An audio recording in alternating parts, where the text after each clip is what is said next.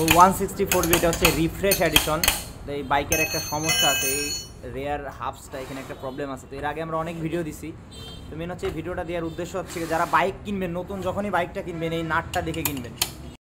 4B'র chain sprocket নিয়ে যারা সমস্যায় ভুগতেছেন তাদের জন্য আজকের ভিডিওটা। এটা হচ্ছে স্টকটা, এটা হচ্ছে রিফ্রেশ এডিশনের ম্যাক্সিমাম বাইকে সমস্যাটা দিচ্ছে। তো এখানে যে নাটটা আছে এই নাটটার সাইজটা দেখেন, এটা হচ্ছে 12 সাইজের নাট। এটা হচ্ছে আরটিআরের যে রেয়ার স্পকেটটা এবং হাফসটা হচ্ছে আরটিআরের। আর এইখানে আমরা বোঝানোর জন্য আরেকটা সেট রাখছি, দাদা একটু দেখান। তো এইটা হচ্ছে 17 নাম্বার হবে, এই পেজটা 17 নাম্বার হবে। তো এখানে হচ্ছে এটা হচ্ছে 17 নাম্বার হবে, আর এখানে দেওয়া আছে 12 নাম্বার।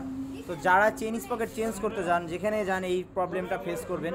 মেন হচ্ছে এই হাফসটা চেঞ্জ করে নেবেন, তাছাড়া কিন্তু হবে না। সেই ক্ষেত্রে দুইটা চেন স্পকেট লাগবে, হাফস এবং চেন কিট। এবং যারা নতুন বাইক নিচ্ছেন তারা শোরুমে যোগাযোগ করে ওনাদের কাছ থেকে চেঞ্জ করে নেবেন। মেন হচ্ছে এই দুইটা চেঞ্জ করতে প্রায় 5000 টাকা, এক সেট কমপ্লিট করতে 5000 টাকা লাগে, যেখানে আপনাদের 2850 টাকা একটা অরিজিনাল চেন কিটের দাম। তো আমরা দেখাবো কীভাবে সেটিং করব। তো আমরা এখন একটা আইএফবি আল্ট্রা মাইলেজেরটা সেটিং করে দিব। তো যারা ইউজ করেন আইএফবির প্রোডাক্ট অবশ্যই জানাবেন, খারাপ হলেও জানাবেন, ভালো হলেও জানাবেন। তো যাদের বাইকে আরপিএমের সমস্যা, যেমন 8000 7000-এর পরে আরপিএম উঠে না, অনেক বাইকেই হয়। এই প্রবলেমটা হয় একটা কারণে, এখানে যখন 15 দাঁতের যে ফ্রন্ট স্পকেটটা ইনস্টল করবেন এর জন্য কিন্তু আরপিএমের সমস্যা হয়, প্লাস টপ স্পিডে যে কিন্তু লাস্টের দিকে যে আপনার ছেড়ে দেবে।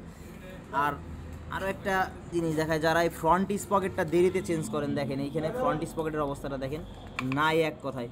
তো এই চেনটা কিন্তু অনেক সময় ভালো থাকে, এই ফ্রন্ট স্পকেট দেরিতে চেঞ্জ করার কারণে পুরো চেন স্পকেট সেটটা বাতিল হয়ে যায়। তো 8 থেকে 10,000 পর এটা একবার চেক দিবেন, এই ফ্রন্টের স্পকেটটা চেক দিয়ে দেখবেন, যদি ঠিক থাকে তাহলে তো ঠিক থাকলো, আর যদি প্রবলেম মনে হয় এটা চেঞ্জ করে নেবেন, তাহলে আপনার পুরো স্পকেটটা আরও কিছুদিন ইউজ করতে পারবেন।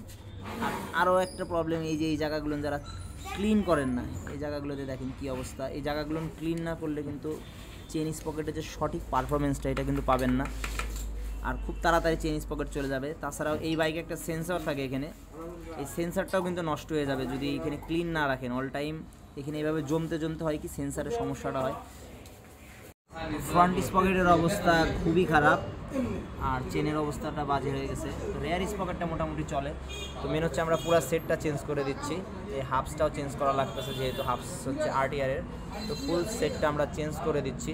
তো খেয়াল রাখবেন যারা চেন স্পকেট সেট চেঞ্জ করেন, বিশেষ করে নিউ মডেলের এই 12 নাটের যে সাইজটা, তো এই জিনিসটা খেয়াল রাখবেন। তো এটা হচ্ছে আমরা আইএফবি আল্ট্রা মাইলেজে দিচ্ছি, অরিজিনালটা থেকে অনেক বেটার। তো যারা ইউজ করছেন তারাই জানেন। তো এটা আমরা পুরোটা চেঞ্জ করে দিচ্ছি, এখানে ভিতরটা ক্লিন করে নিছি, ফ্রন্ট স্পকেটটা ইনস্টল হচ্ছে। তো পুরো সেটটা আমরা চেঞ্জ করে দেবো। তো যারা সার্ভিস করাতে চান চলে আসতে পারেন আমাদের আরজেড বাইক সার্ভিস, এবং পার্টস নিতে হলে ইনবক্সে নক করবেন।